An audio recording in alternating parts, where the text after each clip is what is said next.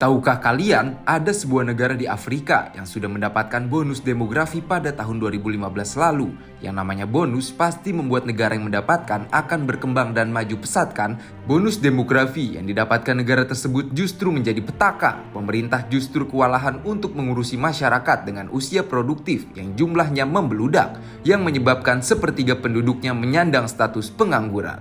Ini karena tidak adanya kesiapan baik antara pemerintah maupun pihak swasta di negara tersebut untuk menyiapkan lapangan pekerjaan bagi usia produktif. Lalu bagaimana dengan Indonesia?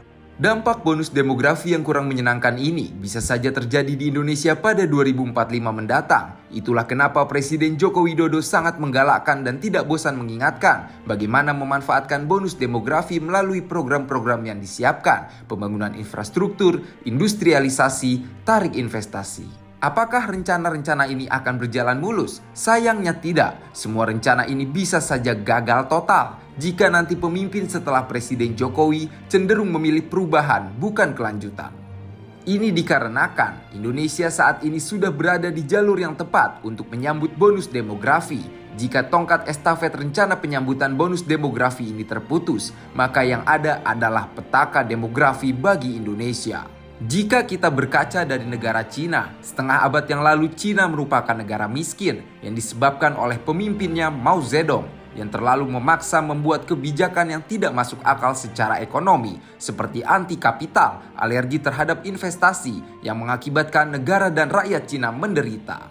Di tengah kegelapan, muncul Deng Xiaoping yang membawa pemikiran-pemikiran baru, berbeda 180 derajat dengan Mao Zedong. Deng Xiaoping inilah yang membawa Cina terbuka pada modal, terbuka pada investasi, dan membangun industri di Cina. Meskipun pada awalnya ia mendapat penolakan yang mengakibatkan ia harus diasingkan, hingga kemudian ia berhasil memimpin dan membuat zona ekonomi khusus, salah satunya ialah Shenzhen. Melalui zona ekonomi khusus inilah Cina membangun pabrik-pabrik untuk mengolah sumber daya alam menjadi bahan jadi atau setengah jadi. Dan sejak itu juga perekonomian Cina mulai membaik, mulai berdatangan investor yang menanamkan modalnya ke negara Cina, diikuti dengan pembangunan pabrik yang lebih banyak lagi, sehingga berdampak pada masyarakat lokal yang mulai mendapat pekerjaan. Bagusnya Cina adalah meskipun pada awal strategi Deng Xiaoping ini mendapatkan penolakan, namun setelah melihat hasilnya yang bagus, pemerintahan ini justru terus berlanjut dan terjaga perkembangannya, dan terbukti pertumbuhan ekonomi Cina saat ini mampu melampaui Amerika. Kisah perjuangan Cina lepas dari jeratan kemiskinan nampaknya memberikan sedikit inspirasi bagi Presiden Joko Widodo. Kondisi Cina setengah abad lalu hampir menyerupai Indonesia saat ini. Itulah yang membuat Presiden Jokowi langsung bergerak cepat. Terlihat dari bagaimana ia memudahkan jalan bagi investasi asing masuk ke Indonesia dan perdagangan dengan dunia, Undang-Undang Cipta Kerja, dan lain-lain. Karena itu merupakan modal bagi Indonesia.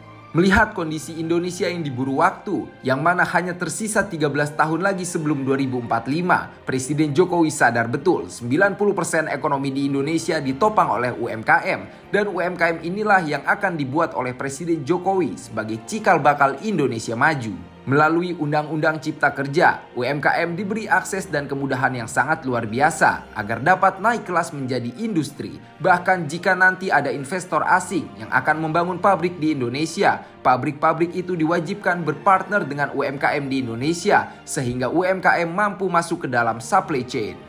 Tentunya ini merupakan suatu rancangan yang tersusun dengan baik, dan apabila ini semua dijalankan secara konsisten, maka Indonesia bisa menjadi negara 5 besar dengan penghasilan tertinggi. Kembali lagi, kunci dari itu semua ialah konsisten. Berkaca pada Cina yang berhasil mengimplementasikan ide yang luar biasa, bukan hanya sekedar menjalankan melainkan juga mempertahankan, sehingga kepemimpinan Cina bagai sebuah tongkat estafet yang terus berjalan.